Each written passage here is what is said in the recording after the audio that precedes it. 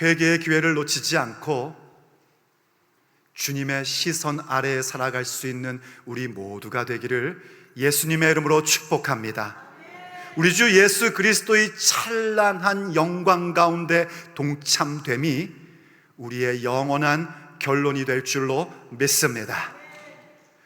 우리는 예수님을 믿는다고 하면서 우리 스스로 하나님의 자녀라고 하면서도 너무나 자주, 너무나 쉽게 이 세상은 세상의 권세가 다스리고 있다고 생각을 합니다. 그저 어떨 때는 생각 없이 세상의 가치와 논리에 따라 살아갑니다. 세상의 가치관 속에서, 경제의 논리 속에서, 혹은 나의 경험이나 나의 철학을 따라서 살아가는 것이 매우 당연한 것처럼 생각하고 그렇게 말하며 삽니다. 물론 주일에 와서 예배하고 하나님의 말씀을 들을 때는 어떤지 모르겠습니다. 그런데 평일에는, 아니 심지어 예배 마치고 저기 나가서 로비에만 앉아 있어도 우린 그렇게 세상의 가치, 경제의 논리, 나의 생각, 나의 경험, 나의 철학이 옳다고 생각하며 말합니다.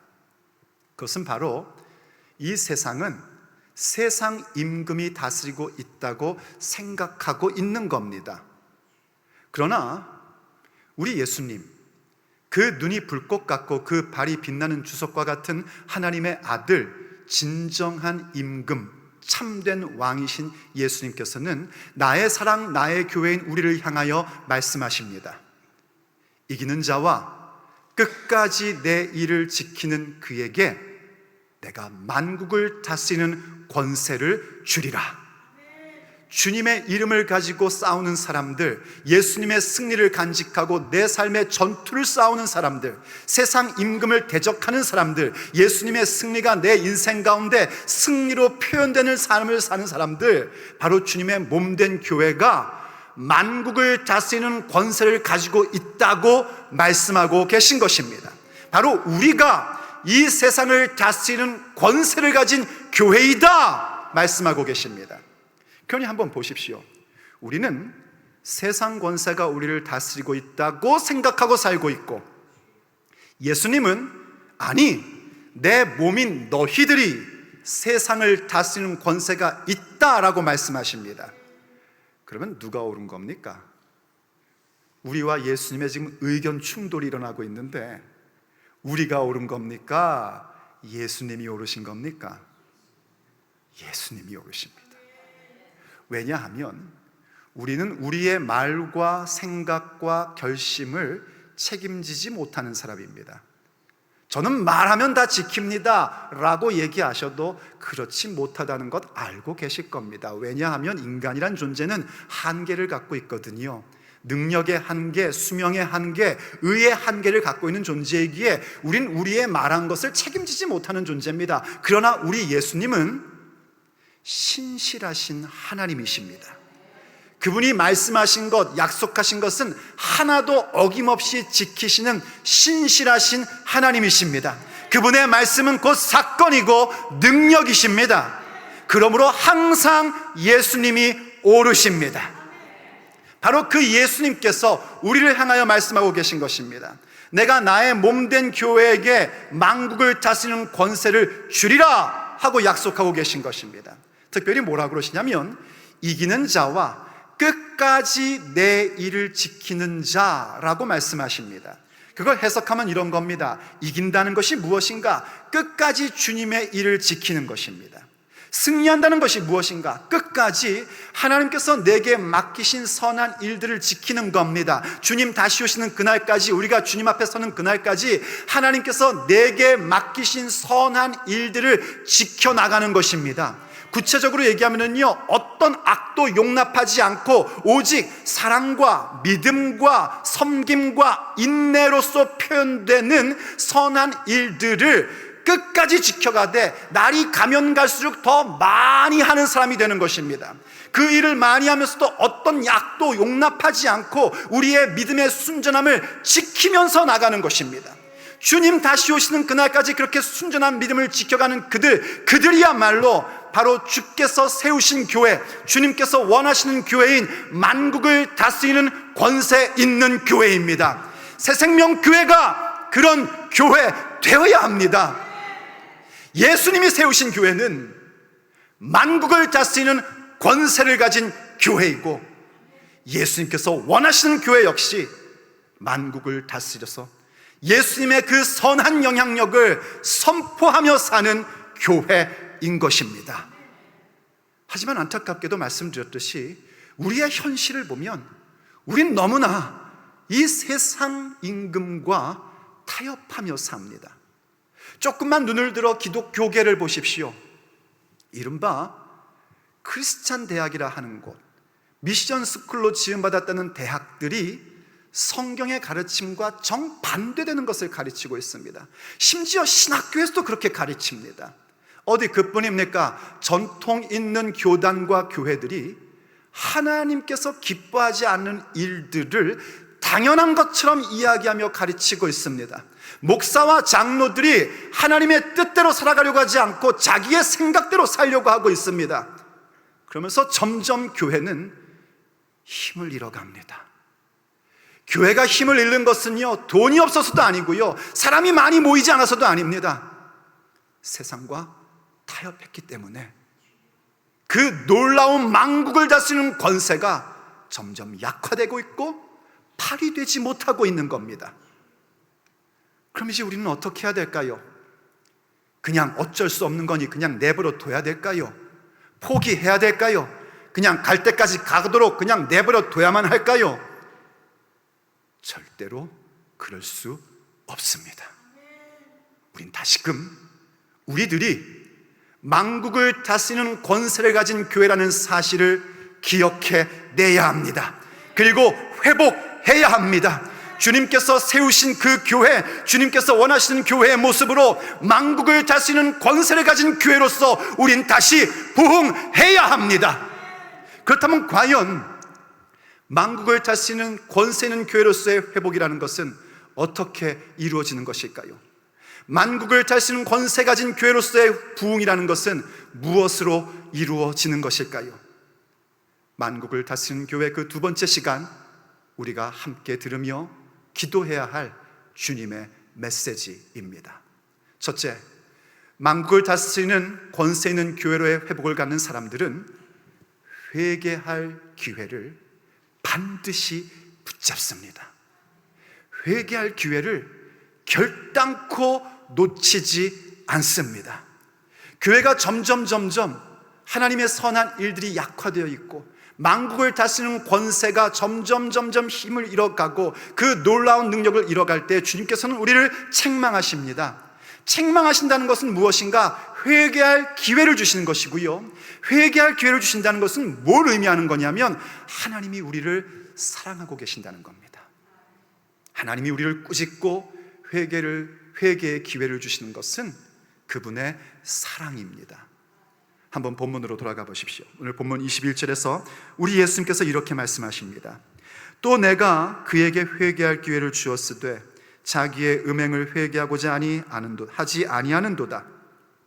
볼지어다 내가 그를 침상에 던질 터이요 또 그와 더불어 간음하는 자들도 만일 그 행위를 회개하지 아니하면 큰 환난 가운데 던지고 또 내가 사망으로 그의 자녀를 죽일 것이다. 이렇게 말씀하십니다. 여러분, 이 말씀은요, 주님의 사랑이 절절히 흘러나오는 말씀입니다. 목사님, 국어 실력이 떨어지셨습니까? 지금 이게 경고인데 무슨 사랑이랍니까? 아니요, 사랑입니다. 왠지 아십니까? 지금 예수님께서 뭐라고 하시냐면 이세벨 같은 사람에게도 회개의 기회를 지속하여 주셨답니다. 주님은 이세벨 같은 사람도 회개하기를 원하십니다. 교회에 진리 아닌 것을 가지고 와서 주의 종들을 타락시키고 많은 사람들을 엉뚱한 대로 이끌었던 그 사람조차도 회개하기를 원하셔서 회개의 기회를 지속적으로 주셨답니다. 어떻게 주셨냐고요? 그 이세벨도 교회에 계속 나오는 사람이었거든요. 그리고 특별히 두아디라 교회는 우리가 알다시피 그 신앙의 순수함을 지키는 자들이 있었거든요. 그래서 하나님의 말씀이 선포됐단 말입니다. 여러분, 교회를 선택할 때요, 그냥 내 기분 좋게 해주는 교회, 내가 듣고 싶은 말 해주는 교회, 나를 알아주고 우쭈쭈쭈 해주는 교회, 그런 교회를 선택하는 것은 어리석은 것입니다. 하나님의 말씀이 선포되는 교회를 선택하셔야 됩니다. 말씀을 들으며 찔림이 있고 회개의 역사를 불러일으키는 그런 교회를 선택하시고 다니셔야 됩니다. 우리 새생명교회는 그런 교회 되어야 합니다. 이세벨 같은 사람도요, 매주 교회에 나왔거든요. 그래서 교회를 나온다는 건 뭡니까? 그 교회 가운데서 예배하는 가운데 하나님의 선포되는 말씀이 들립니다. 그 말씀이 들려온다는 건 무엇을 얘기하는 것이냐면 하나님께서 지속적으로 회개의 기회를 주고 계신 것입니다. 근데 매주 나와서 말씀을 듣는데도 불구하고 이 이세벨 같은 사람이 회개를 안 하는 겁니다. 자긴 옳다는 겁니다. 그래서 하나님께서 그녀에게 뭐라고 얘기하시냐면 내가 너를 침상에 던져버리겠다 하십니다. 이때 그 침상이라는 건 병들어 누워있는 침대를 의미하는 겁니다. 내가 병으로 너를 치겠다 하십니다. 그리고 뿐만 아니라 그 이세벨과 더불어 간음한 자들, 그건 뭐냐면 이세벨의 가르침에 꼴까닥 넘어간 사람들, 그와 함께 했던 사람들, 그들에게도 회개를 촉구하십니다. 그들은 이렇게 얘기할 수 있겠죠. 아니 무슨 말씀입니까? 저는 피해자입니다. 그 사람이 교회에서 그래도 영향력 있는 사람인데 그 사람 말을 안 따르면 어떡합니까? 라고 얘기할 수 있겠지만 그렇게 할 수 없단 말입니다. 저는 그냥 그 사람 얘기 듣고 가만히 있었던 건데요, 그건 악을 용납한 거란 말입니다. 그래서 그러한 사람들도 회개해야 합니다. 회개치 않으면 하나님께서 환난 가운데 집어 던져버리겠다라고 말씀하고 계신 겁니다. 그리고 그녀의 자녀들, 그건 바로 이세벨을 추종하는 사람들을 얘기하는 겁니다. 그녀의 자녀들을 사망으로 죽일 것이다 하고 말씀하세요. 그건 육체의 죽음만을 말하는 게 아닙니다. 진짜 무서운 사망이 뭐냐면요, 하나님과 단절된 상태를 얘기하는 겁니다. 둘째 사망 가운데 집어넣으시겠다라고 말씀하고 있는 거예요. 그런데도 이들이 회개치 않고 있었단 말이에요. 그럼 결과 나오는 건 뭔가? 하나님의 진노밖에는 없는 겁니다. 병들고 환난 가운데 나오고 사고당하고 죽임을 당하고 이런 상태에 들어오는 겁니다. 병들고 무슨 문제를 만났을 때 그럼 그때만이라도 좀 깨닫고 회개하면 얼마나 좋습니까? 사실 하나님께서요, 그렇게 이세벨 같은 자들에게 병들게 하시고 사고당하게 하시고 이런 거 하나님의 은혜입니다. 하나님의 진노가 임했다는 것은요, 아직까지 그래도 회개할 기회를 주고 계신 것입니다. 정말 무서운 건 뭔지 아십니까? 그렇게 교회를 어지럽히고 말씀을 따르지 않고 세상의 논리와 경제의 논리, 세상의 가치 그런 것만 따라 사는데도 아무 일 일어나지 않는 겁니다. 그건 하나님이 내어버려 두신 겁니다. 로마서 1장에 보면 하나님의 내어버려 두시는 진노가 있습니다. 그건 정말 심각한 겁니다. 그러니 어떤 상황에서라도 말씀을 듣고 있다면 회개하셔야 됩니다. 그런데 제가 목회를 오랫동안 해오면서요, 참 이상한 걸 봅니다. 이 이세벨 같은 자들은, 아니 여러분 한 가지 짚고 넘어가야 되는 건 뭐냐면요, 모든 질병이, 모든 사고가 죄의 결과로 회개치 않아서 겪는 일은 아닙니다. 여러분이 또 누구 사고 당했다고, 누구 병 걸렸다고 저거 회개치 않아서 지금 하나님이 치나보다 이런 생각을 하거나 그런 말을 함부로 하시면 안 됩니다. 그건 하나님만이 판단하시는 일입니다. 우린 그럴 자격이 없습니다. 왜냐하면 우리가 하나님을 사랑하고 말씀대로 살고 어떻게 해서든지 선한 일을 하고자 하는 사람들도 병 걸릴 때 있습니다. 사고 날 수 있습니다. 왠지 아시죠? 우리가 지금 살아가는 이 세상은 천국이 아닙니다. 이 세상은 이 세상입니다. 무슨 얘기냐면 아담과 하와 타락한 이후, 에덴 동산 이후에 이 세상의 모든 역사는 죄의 굴레 가운데 살고 있단 말입니다.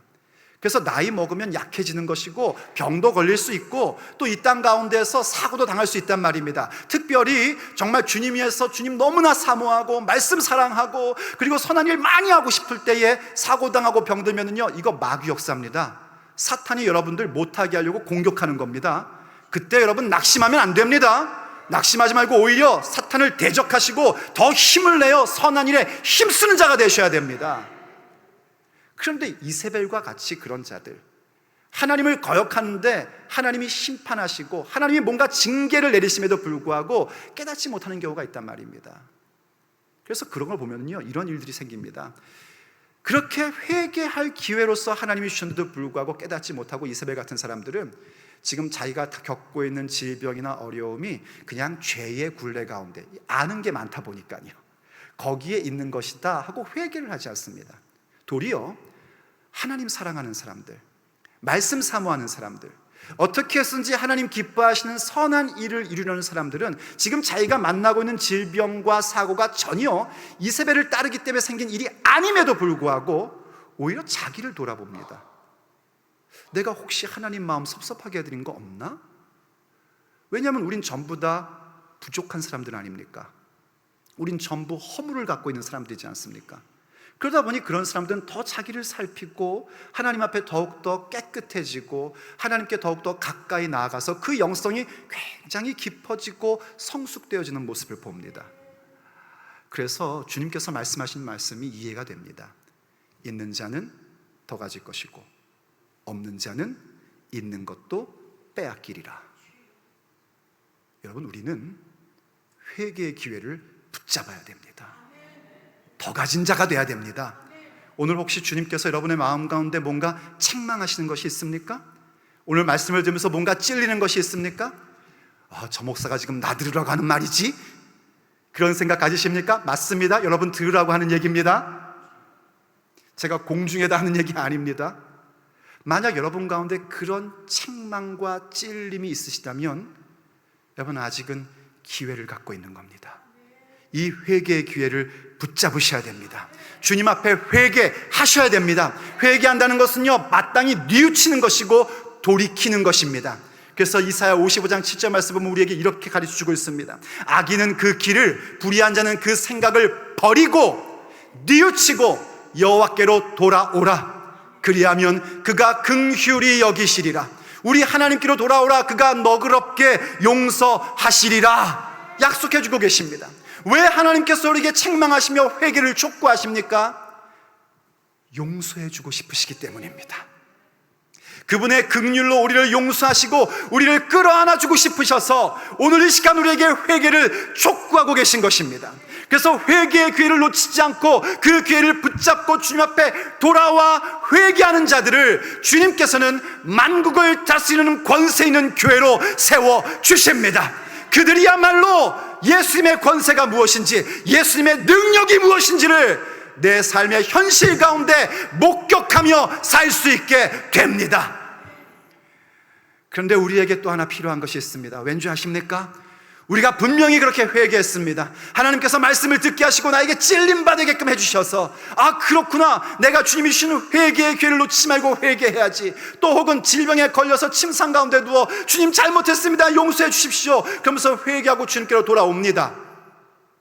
그래서 정말 기쁘게 주님께로 돌아와서 있는데 한 3주 지나면, 또 길면 한 3개월 지나면 도로 묵입니다. 또다시 세상의 논리, 경제의 가치, 이런 것으로 가지고 살아가고 그게 옳다고 말하면서 삽니다.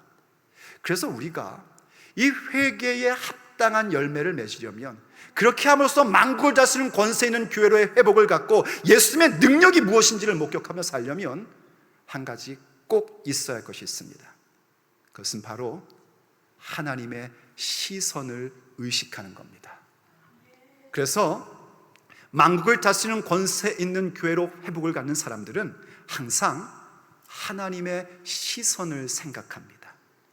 하나님은 우리의 마음과 뜻을 살피시는 하나님이십니다.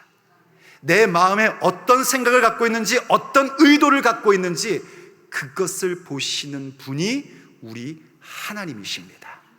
다시 본문으로 돌아가 보십시오. 23절입니다.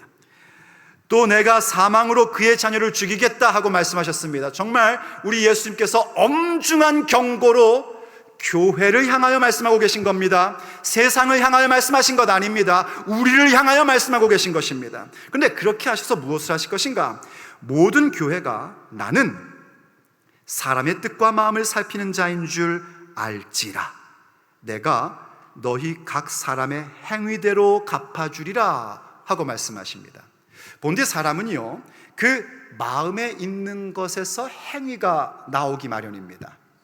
마치 좋은 나무가 좋은 열매를 맺고 나쁜 나무가 나쁜 열매를 맺는 것 같이 선한 마음을 가진 선한 사람이 선한 행동을 하게끔 되어 있고, 악한 사람은 그 쌓은 악에서 악한 행동을 내놓게끔 되어 있는 것입니다. 우리의 마음의 생각을 우리의 입으로 말합니다. 나는 무슨 생각하는지 모르겠어. 혹시 그러십니까? 내가 요즘에 무슨 말을 하는지를 점검해 보십시오. 딱 그 생각하고 있는 겁니다. 딱 그 마음 갖고 살고 있는 겁니다. 그래서 우리의 그 생각과 마음은 우리의 말과 행동을 내놓게끔 되어 있고, 그 행동이 우리의 삶의 습관이 되고, 그 습관이 내 성품이 되어서 그 성품이 내 인생의 향방을 결정하게끔 되어 있는 겁니다. 그런데 우리는 그 사람이 가지고 있는 성품, 그 속에 쌓은 선으로서 나오는 그 성품으로 보려는 것이 아니라 그 사람이 무엇을 가지고 있느냐는 외모를 보고 사람을 판단하려고 합니다. 이를테면 돈을 많이 가졌다든지, 혹은 매력적이라든지, 혹은 세상의 힘을 가지고 있다든지, 그런 것으로 사람을 평가하고 판단하려고 합니다. 돈, 매력, 그리고 세상의 권력, 이런 걸 가진 사람이 내 주변에서 이렇게 살아가면서 뭐 거친 말을 하고 심지어 욕을 해도 우린 그럽니다. 멋있어. 다른 사람이 욕하면 왜 저러나 그럴 텐데, 그런 사람이 욕하면 멋있어, 카리스마가 있어 보여. 세상에 돈이 있고 매력적이고 세상 권력 가진 자가 이상한 행동을 하면 다른 사람이 그런 자한테는 이상해 이러는데, 그런 사람들 행동은 뭐라는 줄 아십니까? 특이해. 그리고는 흉내를 내려고 합니다. 그게 우리들의 모습입니다. 그러나 하나님은 그걸 보지 않으십니다. 심지어 우리가 아무리 선한 일의 행위를 나타내고 있다 할지라도 과연 우리의 중심에 뭐가 있는지, 지금 내가 그 모든 일들을 하는 의도가 뭔지, 그걸 보시는 하나님이십니다. 이 돈이 좀 많고 매력적이고 그리고 세상에 권력 가진 자가 교회에 오면은요, 그런 말씀하시는 분도 있습니다. 목사님, 저 사람 누군지 아십니까? 저 사람이요, 우리 커뮤니티에서 힘께나 쓰는 사람입니다. 저런 사람이 우리 교회에 왔다는 것은요, 목사님 목회에 큰 도움이 되는 겁니다. 목사님 복 받은 거예요. 저 사람 우리 교회에서 큰일 할 사람입니다, 이럽니다. 그럼 저는 그럽니다. 물론 그분 시험 될까봐 이렇게까지는 안 하지만 제가 그냥 그래요 하고 약간의 비웃음으로 웃습니다. 왠지 아십니까? 그런 사람은 없기 때문입니다. 그가 어떤 사람이든지 누구든지 간에 예수님 믿고 구원받고 하나님의 자녀가 되어야 합니다. 예수님의 일, 하나님의 선한 일을 위하여 특화되어 있는 사람은 한 명도 존재하지 않습니다. 이미 예수님 믿고 하나님의 자녀된 우리들조차도 어떻게 해야 되는가? 말씀으로 훈련받고 성장해야 하나님의 선한 일을 이룰 수 있는 사람들입니다. 그런데 이세벨 같은 사람이 교회 오면은요, 우린 그렇게 생각하지 않는 겁니다. 두아디라 교회가 가진 잘못이 바로 그거였습니다. 여러분, 지난주에 들었듯이 두아디라 교회는요, 믿음의 순전함을 지키는 교회였었습니다. 그래서 두아디라 교회는 그 두아디라 지역에 있던 상공업 길들 가운데 조인하진 않았어요. 왜냐면 거기에 조인하는 동시에 아폴론 신전에 가서 예배해야지 되고 우상의 음식을 먹어야 되니 그런 걸 할 수가 없었던 겁니다. 그래서 경제적인 어려움을 갖고 있었어요. 경제적인 어려움 가운데서도 계속해서 선한 일들을 더욱더 많이 이루어갔던 교회였던 겁니다. 그런데 그 지역에서 꽤나 힘있다 하는 이세벨 같은 여자가 교회에 쑥 들어온 겁니다. 생각했겠죠. 야, 이젠 저런 사람도 우리 교회에 오는구나. 참 잘됐다, 너무 반갑다, 그리고 환영했을 겁니다. 당연히 환영해야죠. 누구든지 교회에 올 수 있는 것입니다. 교회는 문턱이 없는 교회입니다. 그런데 여러분, 반드시 기억하십시오. 문턱이 없는 교회란 반드시 문이 있는 교회입니다. 그리고 그 문을 중심으로 한 진리의 울타리가 있어야 됩니다. 누구든지 양의 문이신 예수님을 통하여 온다면 우린 두 팔 벌려 환영하고 끌어안아 줘야 됩니다. 그야말로 사랑과 믿음과 섬김과 인내를 가지고 그 사람을 끌어안는 자가 되어야 됩니다. 그런데 이 교회가 가진 잘못이 무엇인가? 이세벨이 쑥 들어오면서 문으로 들어온 게 아니에요. 진리의 울타리를 슬그머니 넘어서 들어온 거란 말이에요. 그런데 그 사람이 세상에서 꽤나 힘 있다고 하니까 그를 환영함과 동시에 그녀의 가르침, 그녀의 논리, 세상의 논리와 경제의 가치관, 여기에 그저 따라가고 만 겁니다. 그래서 주님께서 회개를 촉구하셨는데 이세벨은 회개하지 않았고, 그래서 주님께서 이들을 치시겠다고 아주 진노로서 내가 가만두지 않겠다고 말씀하신 것입니다. 그러면서 뭘 보게 하시는가? 그걸 보는 교회인 우리들은 아하, 하나님은 사람의 뜻과 마음을 살피시는 분이시구나, 이거 알게끔 해주시겠다는 겁니다. 그럼 우리는 무엇 해야 될까요? 하나님의 시선을 생각하며 내 마음과 내 뜻이 온전한 마음으로 기쁜 뜻으로 하나님을 섬기는 자가 되려고 해야 됩니다. 그게 바로 진정한 회개이고 회개의 열매를 가질 수 있는 방법입니다. 하나님은요, 우리가 두 마음 품고 하나님 섬기는 것도 싫어하십니다. 온전한 마음으로 하나님 섬기기를 원하십니다.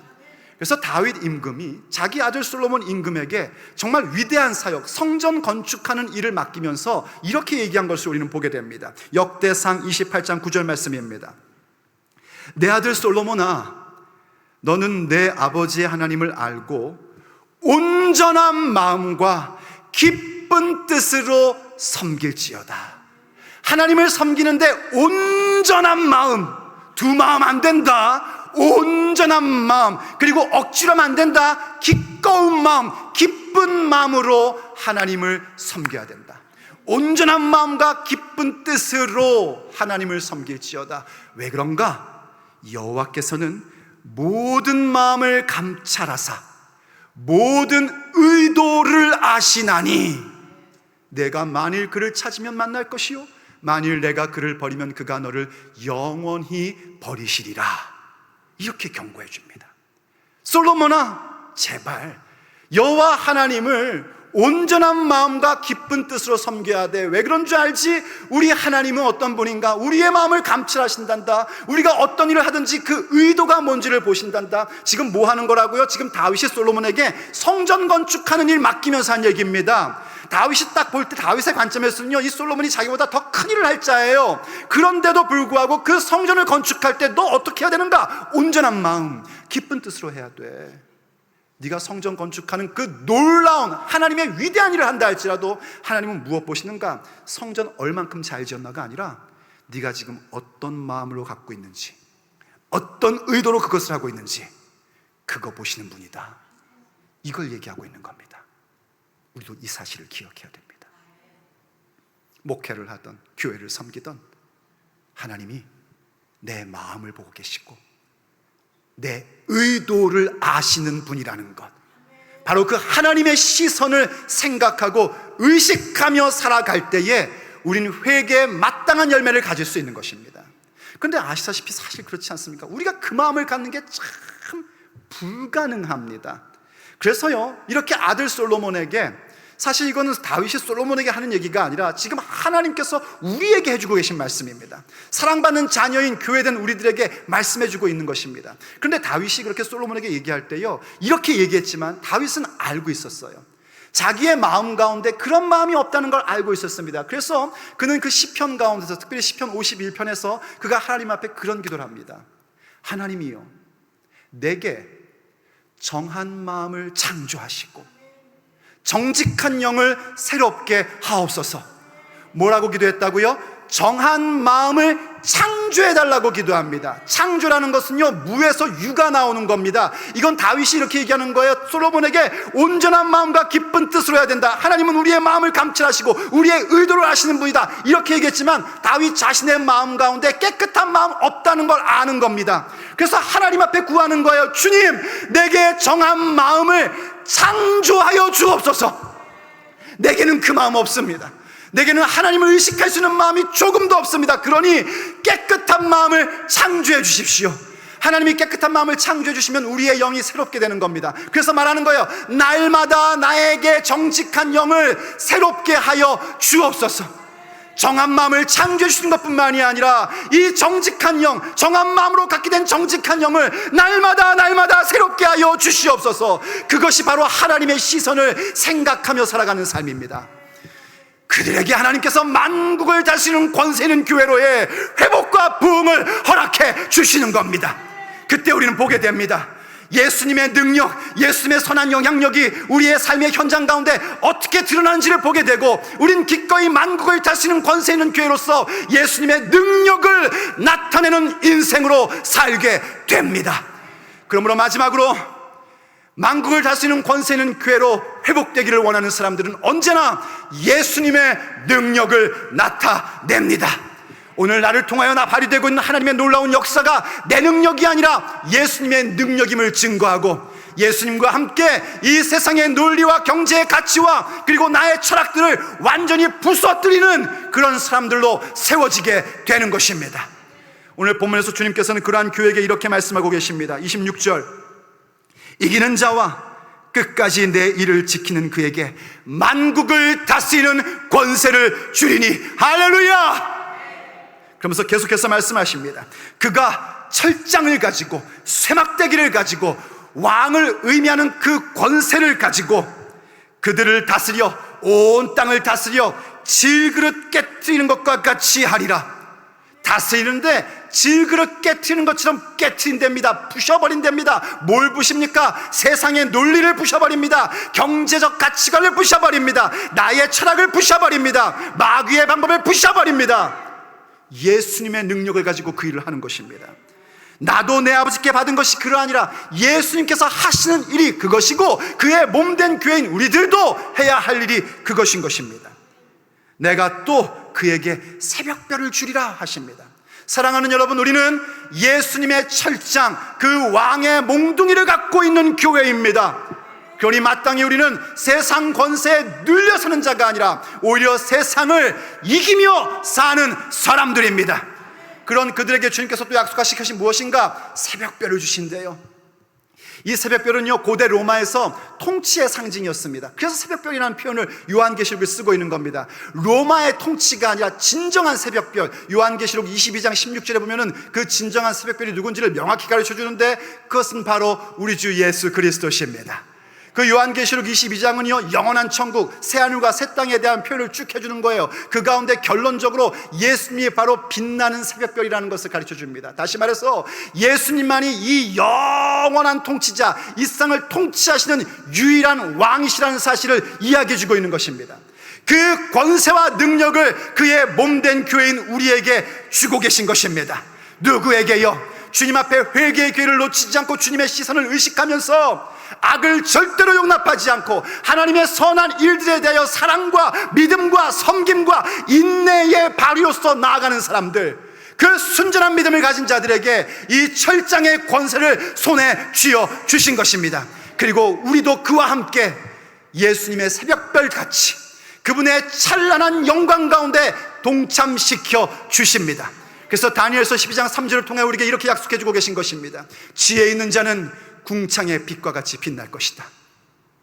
많은 사람을 옳은 대로 돌아오게 한 자는 별과 같이 영원토록 빛나리라.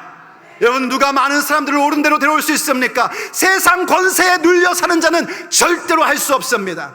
오직 예수님의 권세가 우리 가운데 있음을 믿고 주님 앞에 회개의 기회를 놓치지 않고 철저하게 회개하며 하나님의 시선을 의식하며 사는 자, 곧 만국을 다스리는 권세를 회복한 교회, 그들만이 많은 사람들을 옳은 대로 돌아오게 할 수 있는 통로가 될 수 있습니다. 그들을 주님께서 하늘의 별과 같이 빛나게 하십니다. 주님의 그 찬란한 영광 가운데 동참하게 하십니다.